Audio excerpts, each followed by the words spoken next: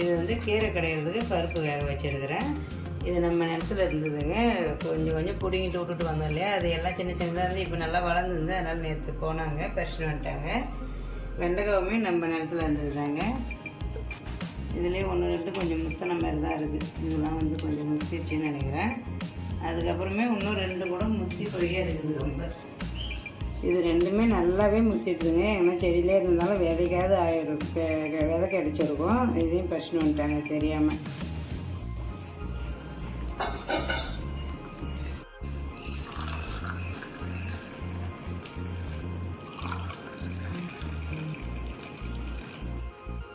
இது வந்து வெள்ளரிக்காய் கூட்டு வைக்கிறதுக்கு ஒரு 4லேருந்து 5 ஸ்பூன் எண்ணெய் ஊற்றிக்கலாம். வெள்ளரிக்காயுமே எங்கள் வீட்டுக்காரோட ஃப்ரெண்டு வீட்டில் போட்டுருந்தாங்க.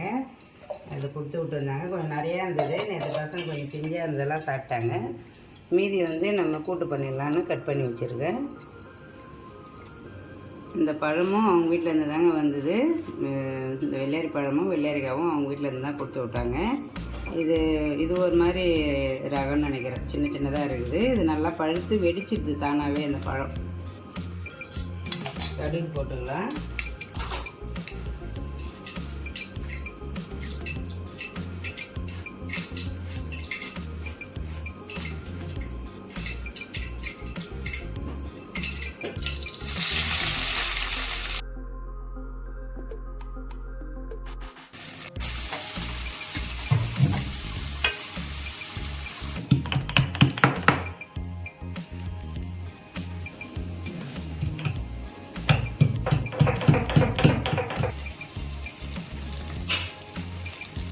சாதம் நல்லா வெந்துட்டு இது சாதத்தை வந்து இப்போ வறுத்து விட்டுக்கலாம்.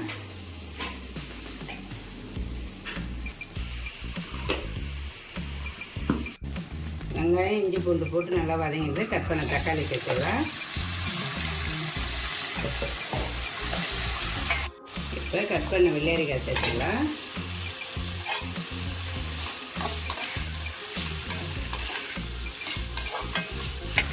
மஞ்சள் சேர்த்துக்கலாம். ஒரு 1½ ஸ்பூன் மிளகாத்தூள், குழம்பு மிளகாத்தூள் சேர்த்துக்கிறேன் காரத்துக்கு.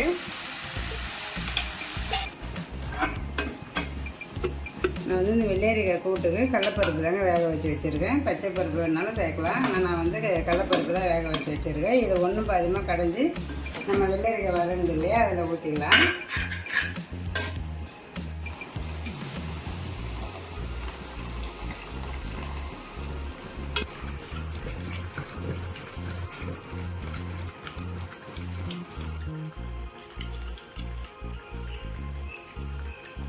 இந்த கூட்டுக்கு தேவையான உப்பு போட்டுக்கலாம். கீரையுமே நல்லா வெந்துடுது. இப்போ கீரை வந்து வடிகட்டி கடைஞ்சி எடுத்துக்கிறேன்.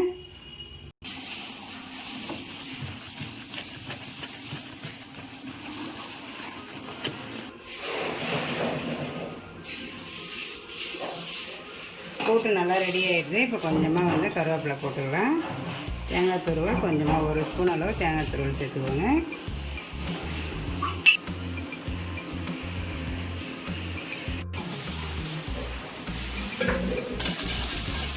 இது வெண்டைக்காய் வந்து கொஞ்சமாக தான் இருக்குது. அதனால் கொஞ்சமாக பொரியல் பண்ணிடலாம் அப்படின்ட்டு அரிஞ்சு வதக்கின்னு இருக்கிறேங்க. இது கொஞ்சமாக பொரியல் பண்ணிடலாம். இப்போ வந்து வெள்ளரி பழம் ஜூஸ் போடுறதுக்கு எல்லாத்தையும் கட் பண்ணி போட்டாச்சு. இதுக்கு தேவையான ஒரு சர்க்கரை போட்டுக்கலாம். கடுகு போட்டுக்கலாம். கடுகு நல்லா பொரிஞ்சது. மீடியம் சைஸ் வெங்காயம் ஒன்று கட் பண்ணிக்கிறேன். அது செஞ்சிடலாம்.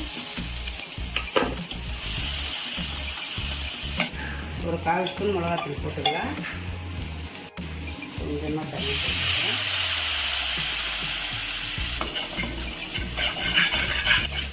இந்த அளவு நல்லா தண்ணி சுண்டு வந்ததும் நம்ம வந்து வதக்கி வச்சுக்கலாம். வெண்டைக்காய் சேர்த்துக்கலாம்.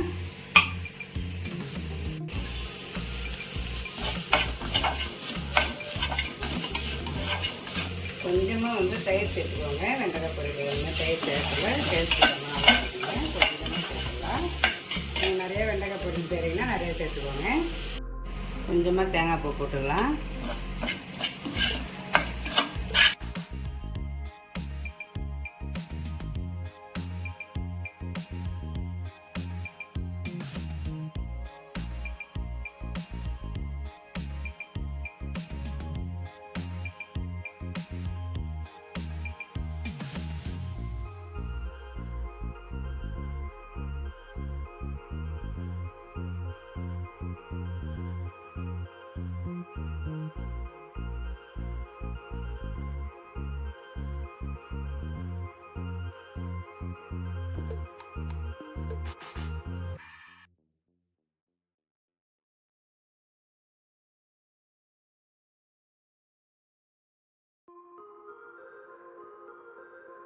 வந்து நல்லா சூப்பரான ஒரு தேங்காய் சட்னி ஊற்றிக்கலாம்.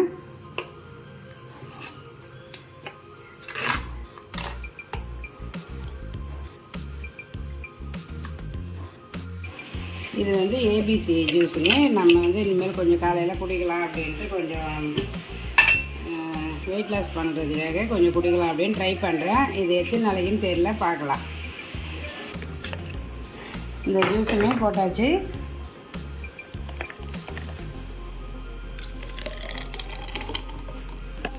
சூப்பராக நம்ம வீட்டு லஞ்ச் மணி எல்லாமே ரெடி ஆகிடுச்சு. சாதம் சுட சுட சாதத்துக்கு நல்லா பருப்பு போட்டு கீரை கடையல், அதுக்கப்புறம் வெள்ளரிக்காய் கூட்டு.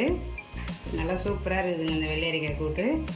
அதுக்கப்புறம் தொட்டுக்கிறதுக்கு வந்து வெண்டைக்காய், தக்காளி ரசம். இது வந்து வெள்ளரி பழம் ஜூஸுங்க. இது எங்களுக்கு, பசங்களுக்கு வந்து ஏபிசி ஜூஸ் போட்டாச்சு. சூப்பராக இந்த லஞ்ச் வீடியோ உங்களுக்கு பிடிச்சிருந்தா லைக் பண்ணுங்கள், ஷேர் பண்ணுங்கள், கமெண்ட் பண்ணுங்கள், மறக்காமல் சப்ஸ்கிரைப் பண்ணுங்கள். பாய்.